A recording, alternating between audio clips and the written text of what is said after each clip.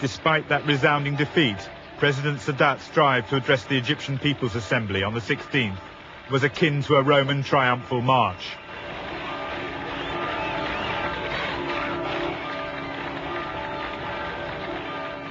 He and General Ismail were mobbed as they entered the assembly.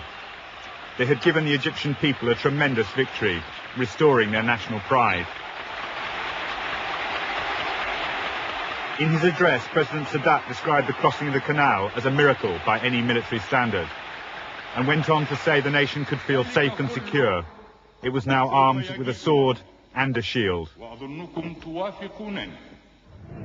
But even as he spoke, a column of Israeli tanks was busy demolishing Egypt's shield.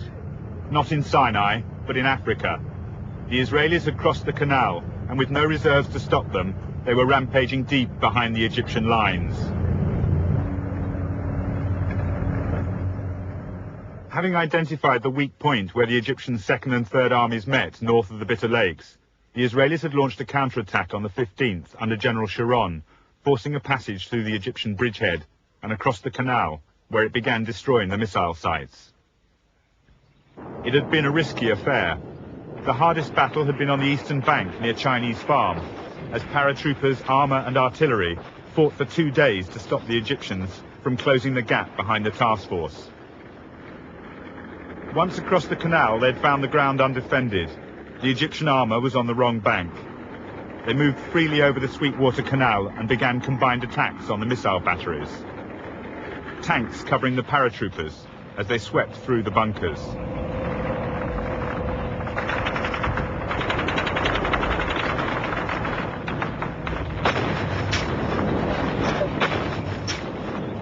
General Shazli was now at breaking point. He argued for the transfer of armour to the west, but Sadat dismissed the Israeli crossing as a mere television operation and secretly relieved Shazli of his command. It was the American airlift of military equipment to Israel that finally convinced Sadat of the gravity of his position.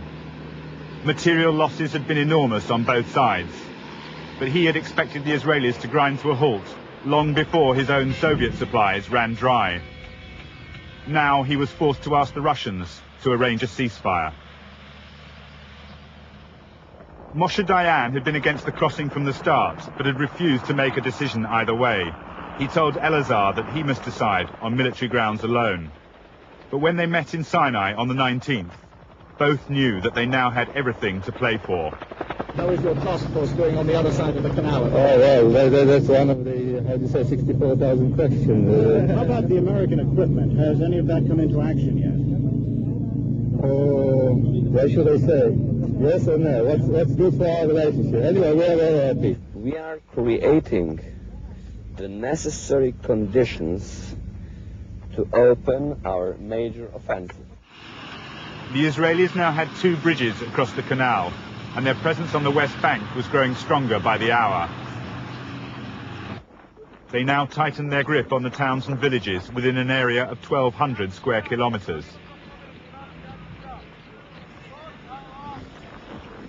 The front line continued to expand, taking out more missile sites, punching a wider hole in the anti-aircraft umbrella, which allowed Israeli planes to threaten the Second Army positions further north. Belatedly, Egyptian resistance was growing, both on the ground and in the air.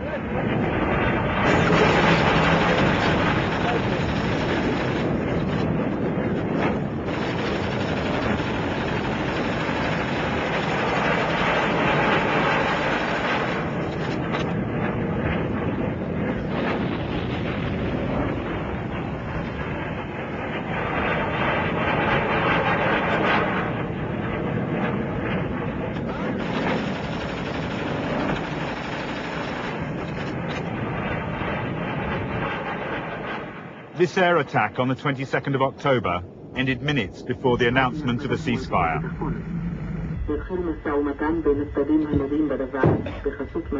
The evident delight of these soldiers was not shared by all Israelis.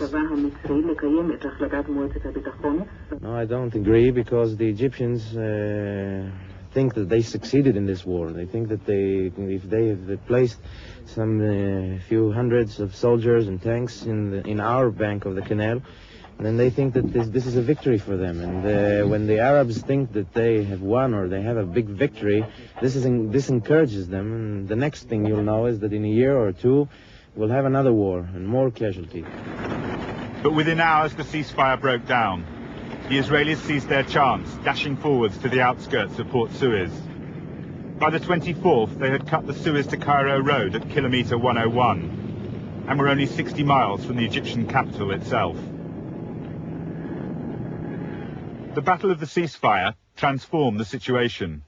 The Israeli drive had now trapped the Egyptian Third Army in Sinai, cutting all its supply lines. They now held a tremendous bargaining counter in the south.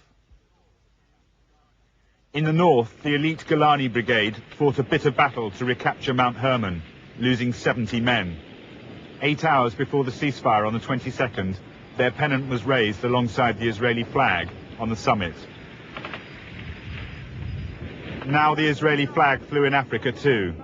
As the second ceasefire came into effect, the two armies watched each other warily across the canal from reversed positions. This time, United Nations troops had been sent to enforce it and to arrange the passage of supplies through Israeli checkpoints. It was a remarkable turnaround.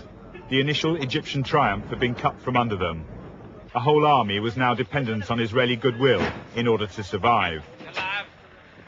Each side had lost territory to the other, but with the missile shield torn open and 20,000 Egyptians captive in the desert, the Israelis now held the upper hand. At kilometre 101 on the Cairo road, for the first time ever, an Egyptian delegation arrived to negotiate directly with representatives of a country whose existence it did not even recognize. No one there would have believed that such a dialogue could continue, or that within 4 years, President Sadat would stand to address the Israeli parliament, at the heart of the country he had fought so hard to destroy.